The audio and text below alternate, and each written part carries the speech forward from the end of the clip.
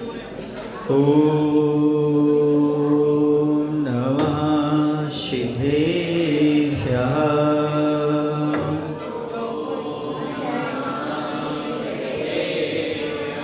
ॐ नमः सिद्धेभ्यः।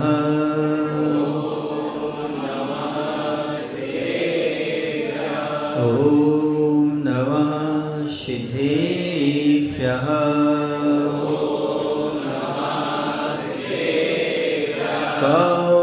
कौलिनमुक्कारम् अर्हन्ताणं च हे विसिद्धाणम् आर्योच्छायाणं लोयं ये सौसाहुरं लोयं ये सौसाहुरं। बोलिए हिंसा परमो धर्म की। देवाय देव श्री मूलनायक नेमिनाथ भगवान की। आचार्य गुरुदेव भवन श्री विद्यासागर जी महाराज जी की। आचार्य समय सागर जी महाराज जी की।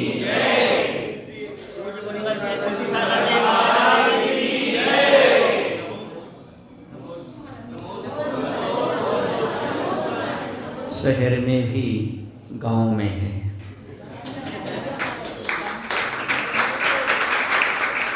और सोसाइटी में भी अतिशय क्षेत्र जैसा जिन मंदिर है।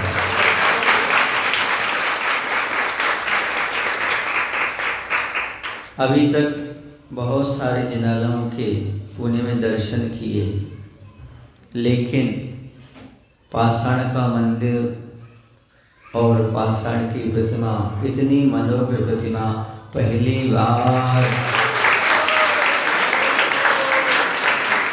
पूर्ण परिकर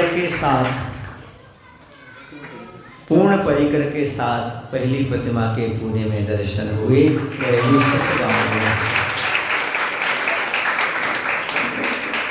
आचार्य भगवान श्री विद्यासागर जी महाराज का जो पूना शहर में सपना था, वह भी इस मंदिर के माध्यम से पूर्ण हुआ।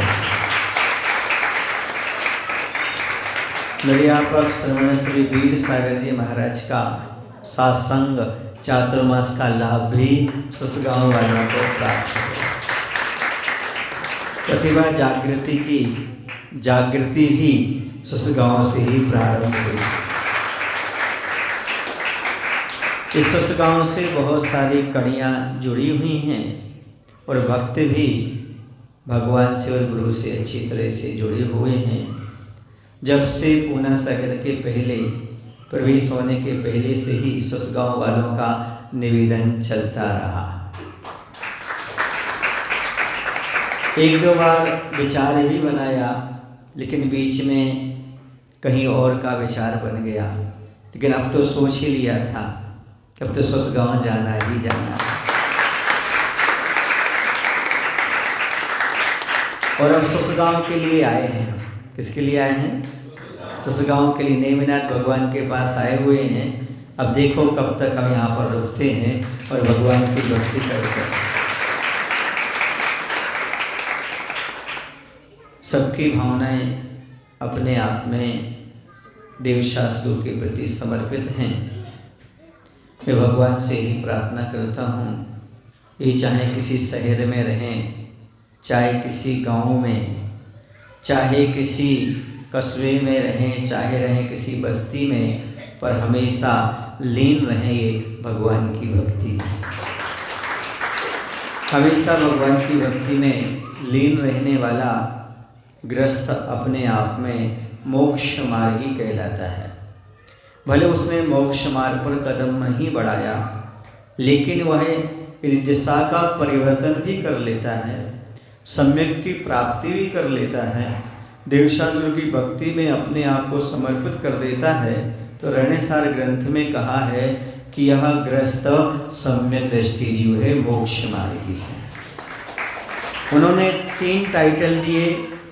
जो देवशास्त्रों की आराधना करता है, भगवान की पूजन करता है, दिगंबर मुनियों को दान देता है, वह धर्मात्मा होता है, वह सम्यक दृष्टि होता है और उसे मोक्ष मार्गी भी कहा। इस अपेक्षा से मोक्ष मार्गी कहा उसे क्योंकि वह मोक्ष मार्गी को दान देता है, मोक्ष मार्गी के पीछे चलता है, मोक्ष मार्गी की सेवा वही व्यक्ति करता है। चाहे ध्यान करो और चाहे ध्यान करने वाले का सहयोग करो, बात तो कुछ ना कुछ बनती है कि नहीं बनती है। इसी प्रकार से चाहे मोक्ष मार्ग पर बढ़ो, चाहे मोक्ष मार्ग का सहयोग करो, समझ लेना आप मोक्ष मार्ग में कहीं ना कहीं तो अपना स्थान प्राप्त कर चुके हैं। तो इस प्रकार की भावना बना करके जो जीव चलता है वह अपने आत्मा के उत्थान की ओर चलता है। आज लोग बता रहे थे कि योग दिवस है। जैन दर्शन में 3 प्रकार के योग बताए, मन, वचन और काया। और यदि बाहर में जो योग की बात करते हैं उसकी बात कहते हैं जो स्वास्थ्य लाभ के लिए श्वास आदि का निरोध किया जाए, श्वास आदि की प्रक्रिया को समझा जाए, उसका नाम योग माना जाता है। मैं तो ये कहता हूँ कि योग अच्छी चीज़ है, अपने स्वास्थ्य लाभ के लिए योग करना भी चाहिए। मन वचन काया को एक दिशा में अपना हिलाना डुलाना भी चाहिए, लेकिन जब मोक्ष मार्ग की बात आए तब मन वचन काया को रोक लेना चाहिए। यही योगों का सही उपयोग है। आप लोग स्वस्थ ही रहना चाहते हो लेकिन पवित्र भी होना चाहते हो। स्वस्थ रहने के लिए जो योगासन आदि हैं, प्राणायाम है, प्रत्याहार आदि, इसके माध्यम से आप शरीर को स्वस्थ रख सकते हो और मन वचन काया की चंचलता को रोक करके ध्यान करके आप अपनी आत्मा को पवित्र कर सकते हो।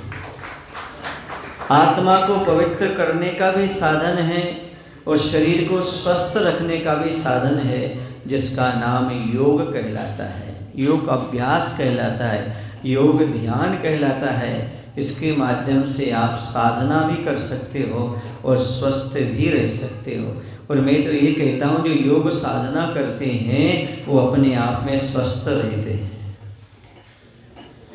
आपने योग गुरु रामदेव बाबा का नाम तो अच्छे सुना होगा।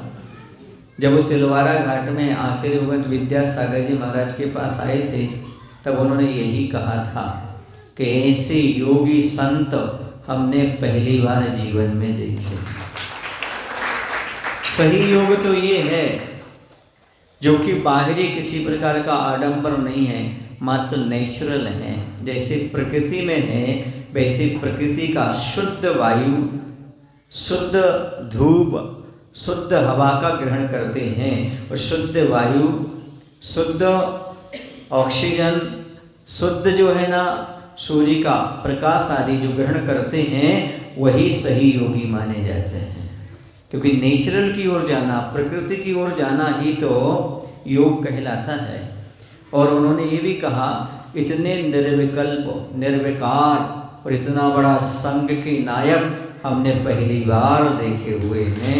ऐसे संत आचार्य भगवंत विद्यासागर जी महाराज, जिनकी कृपा से आप लोगों ने ये सारा कार्य किया है, आज उनको भी अपन याद करते हैं। अपने महान योगी जो आचार्य भगवंत विद्यासागर जी महाराज की कृपा से कितना कितना कार्य हुआ। जीव कल्याण तो हुआ ही है लेकिन जीर्णोद्धार भी हुआ है और नए नए मंदिरों का निर्माण भी हुआ है, जहाँ पर लोग पहुँच करके अपने शरीर को भी स्वस्थ कर रहे हैं और आत्मा को भी पवित्र कर रहे हैं। ऐसे शहर में भी इतने सुंदर मंदिर का निर्माण, इतने सुंदर भगवान का निर्माण, इतने सुंदर सावकों का निर्माण, ये आचार्य भगवान की कृपा का ही परिणाम मानता है। उनके माध्यम से जो तत्व प्राप्त हुआ है उसी को हम और आप आत्मसात कर रहे हैं, जिसके माध्यम से हमें सब कुछ देखने को प्राप्त हो पा रहा है, उपलब्ध हो रहा है। शायद आप लोगों ने भी पहले ऐसी परिकल्पना नहीं की होगी कि पुणे शहर में जाकर के भी अतिशय क्षेत्र जैसे मंदिर का दर्शन करें, लेकिन ये सब गुरुओं की कृपा से और सद्भावना से सारे कार्य होते चले जाते हैं। निश्चल भाई हैं, शशांक भाई हैं, सिद्धार्थ भाई हैं, राहुल भाई हैं और बहुत सारे लोग हैं, अमित भाई, ये लोग बार बार यही कहते रहे महाराज सुसगांव सुसगांव सुसगांव। मैंने कहा भाई चलूँगा चलूँगा चलूँगा। मन में तो है कि नेमिनाथ भगवान के दर्शन करना है। पंडित दयाचंद जी तो बोले भगवान आपको बुला रहे हैं। मैंने कहा भैया ऐसा मत बोलो, भगवान जिसको बुला ले तो बस समाधि लेना पड़ती है, समझ रहे कि नहीं? भगवान किसी को बुलाते नहीं। आप लोग एक को भक्त बुला रहे हैं, नेमिनाथ भगवान के भक्त बुला रहे हैं, चलो। हाँ, भगवान बुलाते तो नहीं जाते भैया, भक्त बुलाते हैं तो आ जाते हैं, क्योंकि हमारे भगवान बुलाते ही नहीं है, और जो बुलाते वो भगवान नहीं होते, हम तो भगवान के पास आते हैं। समझ गए आप लोग? तो भगवान के पास आए हैं। आपको भगवान प्यारे रहें, आपको भगवान प्यारे रहें, आप भगवान को प्यारे मत होना। सुन रहे ना?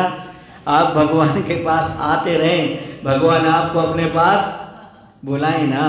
क्योंकि छोटे बच्चे होते ना, छोटे बच्चों को समझाते हैं, पापा कहाँ गए, मामा कहाँ गए, दादा कहाँ गए, दादी कहाँ गई, भगवान के पास चलिए।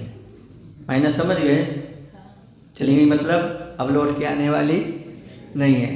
तो आप भगवान को प्यारे मत होना, बल्कि अपने लिए भगवान ही प्यारे बने रहें तो काम हो जाए। हाँ, भगवान आपको कभी प्यार नहीं कर सकते, भगवान के आप कभी प्यारे नहीं हो सकते, क्योंकि भगवान तो बीतरागी हैं, ना किसी से खुश होते हैं ना किसी से नाराज होते। इतना तक कहा, जैन दर्शन में वही मुनि महाराज होते हैं जो किसी से ना नाराज होते, ना खुश होते, ना खुश होते ना नाराज होते हैं। सो बालों याद रखना, ना हम आपसे खुश हैं ना हम आपसे नाराज हैं। आपके रिश्ते में पहले भी महाराज थे, आज भी महाराज हैं।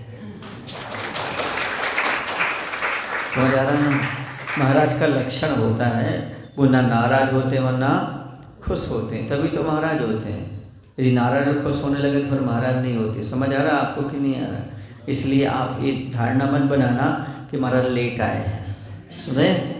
हाँ, क्योंकि एक दो बार हमने सोचा भी, विचार भी किया, लेकिन कभी कभी आप लेट आए हो। क्या आए हो? कभी कभी आप भी लेट आए हो, इसको भी याद रखो। समझ गए? लेकिन ठीक है, अब जब भी आए, दाना पानी भी होता है, सबका अपना अपना पुण्य योग निमित्त भी होता है।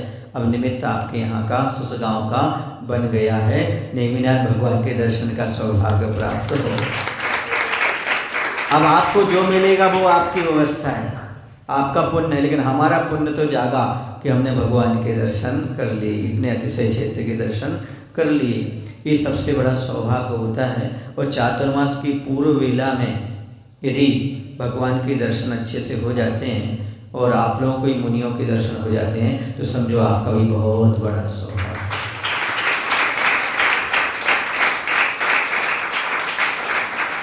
महाभारत का प्रसंग है। महाभारत के प्रसंग में उस समय अर्जुन युद्ध के लिए जा रहे थे। जो युद्ध के लिए जा रहे थे, रथ में सवार थे और श्री कृष्ण उनके रथ के सारथी थे। मन में विचार युद्ध का था, विजय प्राप्त करने का था। सामने से ही दिगंबर मुद्रा के धारी मुनिराज आ रहे थे। यह देखकर के श्री कृष्ण जी ने अर्जुन से कहा था, हे पार्थ, जिसके सामने से दिगंबर मुद्रा आती हुई दिखाई दे जाए और विजय को जा रहा हो, तो दिगंबर मुद्रा का इतना प्रभाव है, यदि दर्शन हो जाए उस समय तो एक विजय श्री को प्राप्त अवश्य करेगा। अब तुम निश्चिंत हो जाइएगा, तुम्हें विजय श्री प्राप्त होगी, क्योंकि तुमने दिगंबर मुद्रा के दर्शन कर लिए। इसी सुसगांव वालों, मैं आपसे कहना चाहता हूँ, आपको भी भरपूर दिगंबर मुद्रा के दर्शन हो रहे हैं, आप भी विजय श्री को प्राप्त अवश्य करें। संसार में जो आप सफलता चाहते हो, वह धीरे धीरे वह सफलता भी प्राप्त होगी, मनोकामना भी पूर्ण होगी और अंत में कर्मों पर भी विजय प्राप्त कर लेंगे। ऐसा श्रद्धान रख करके दिगंबर मुद्रा का दर्शन करिएगा। बंधुओं, इस पंचम काल में दिगंबर मुद्रा के दर्शन बहुत दुर्लभ थे। आचार्य शांति सागर जी महाराज की कृपा है, जो दक्षिण के ही थे, जिन्होंने दिगंबर मुद्रा को सभी के बीच में दर्शन कराने का सौभाग्य दिया।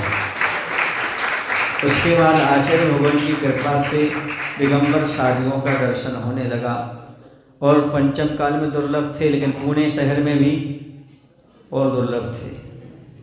लेकिन आचार्य भगवान की कृपा से पुणे शहर में भी मुनियों के दर्शन उपलब्ध हुए। यह दिगंबर मुद्रा सहज नहीं होती बंधुओं, जो दिगंबरत्व को समझ लेता है, जो दिगंबरत्व को एक बार भी अच्छी दृष्टि से, सम्यक दृष्टि से निहार लेता है, दर्शन कर लेता है, कहते हैं उसके दर्शन मोहिनी कर्म का उपशम हो जाता है। अनादिकाल से पड़ा हुआ मिथ्यात्व भी गल जाता है। यदि मुनि मुद्रा को, प्रभु की मुद्रा को एक त्रेंच भी देख लेता है तो उसका भी मिथ्यात्व गल जाता है, उसे भी सम्यक दर्शन की प्राप्ति हो जाती है। जो जीव बुद्धिमान हैं, एजुकेटेड हैं, समझदार हैं, जो दिगंबर मुद्रा को समझते हैं, यदि वह भली भांति उनका दर्शन कर लेते हैं तो निश्चित उन्हें भी सम्यक दर्शन की प्राप्ति हो जाती है। यदि सम्यक दृष्टि है तो उनके सम्यक दर्शन में और वृद्धि होती चली जाती है। यदि आपको ये सानिध्य प्राप्त हो रहा है तो इसका लाभ लेने का प्रयास करें। मन में जो भी आपके विकल्प चल रहे हों उन विकल्पों को समाप्त करें, उन बातों को समाप्त करें। यहाँ वहाँ के कान में जो बातें पड़ती हैं उनको सुनने का प्रयास मत करें, बल्कि ये देखें कि हमें पंचम काल में भी पुणे में दिगंबर मुद्रा के दर्शन हो रहे हैं, ये बहुत बड़ी बात है। इसकी ओर यदि ध्यान देंगे तो आप कुछ उपलब्ध कर पाएंगे, कुछ प्राप्त कर पाएंगे। वरना दो कान हैं और दो कानों में कहीं ना कहीं से कुछ ना कुछ आवाज़ें तो आती ही रहती हैं। ये आज की बात नहीं, अनादिकाल की बात है और चलती रही है। इसमें ना पढ़ करके जहाँ हमें आत्म कल्याण का रास्ता मिल रहा है, जहाँ हमें सम्यक की वृद्धि का साधन मिल रहा है, उसे अच्छी तरह से प्राप्त करने का प्रयास करें। ये दुर्लभ क्षण होते हैं। ये मत समझो कि जब आदिनाथ होंगे तभी हमारा कल्याण होगा, ऐसी बात कुछ भी नहीं है। क्योंकि आदिनाथ भगवान के सामने उन्हीं का नाती मरीचि बहक करके अन्य मत में को प्रचार प्रसार में लग गया था। लेकिन सह के पर्याय में आकर के जब भवितव्यता अच्छी थी तब सामान्य मुनिराज के दर्शन से भी सम्यक की उपलब्धि करके और उसने मोक्ष मार्ग को प्रशस्त कर लिया था। इसलिए बहुत बड़ी निमित्त को, बहुत बड़ी बातों को मत खोजिएगा। जो आपको सामने निमित्त मिल रहा है उस निमित्त का लाभ लेने का प्रयास करो। ये निमित्तिक संबंध होते हैं। जब जिस जीव को जब प्राप्त होते हैं उसकी उपादान शक्ति प्रबल होती है तो उसे उपलब्ध होते हैं। आपका उपादान जागृत है, आप निमित्त को दोष मत दीजिएगा। आपके निमित्त, आपके उपादान के माध्यम से निमित्त चल करके आपके नगर में, आपकी बस्ती में, आपके घर में आ चुके हैं। अब उसका लाभ लेने का प्रयास करिएगा। कुछ लोग बगीचे में जाते हैं, वो पेड़ गिनते रहते हैं। क्या गिनते रहते हैं? कितने पेड़ हैं, कौन सा दशहरी आम है, सुन रहे आप लोग कि नहीं, कौन सा देवगढ़ी है ना, हाफुस है, कौन सा तोतापरी है, कौन सा लंगड़ा है, गिन गिन करके भाग के आ जाते हैं। और एक छोटा सा बच्चा होता है, न उसे तोतापरी से मतलब होता है, न उसे किसी वैरायटी से मतलब है। उसे तो आम मिल गया, उठाया, चूसा, पेट भरा और आ गया। बस इसी प्रकार के यदि सावक सोच ले हमें तो कल्याण का रास्ता मिला है, साधु मिले हैं, हमें तो आम से मतलब है, गुठली गिनने से कोई मतलब नहीं है, तो अपना कल्याण कर जाता है। आत्म कल्याण में सहयोगी उसे निमित्त प्राप्त हो जाते हैं। जो आम गिनते रहते वो आम आदमी होते हैं, जो आम खाते हैं वो विशेष आदमी होते हैं। तो आप आम खाने वाले आम आदमी ना बने, हो सके तो विशेष बनने का प्रयास करें। और आम गिनने से, गुठली गिनने से कोई फ़ायदा नहीं है, आम खाने से फ़ायदा है। जितना आपको मिल रहा है उसको प्राप्त करें। बोली महावीर भगवान की। आचार्य गुरुदेव श्री विद्यासागर जी महाराज की जय। हे प्रभु, हम सभी को इतनी शक्ति, इतनी बुद्धि देने की कृपा करो ताकि हम आम के वृक्ष, गुठलियों की संख्या को ना गिन करके एक छोटा सा आम खाने का प्रयास करें। वर्तमान में जो उपलब्ध है उसका सदुपयोग कर सकें। ऐसी बुद्धि, ऐसी शक्ति देने की कृपा करें। नमो शिवाय, नमो शिवाय।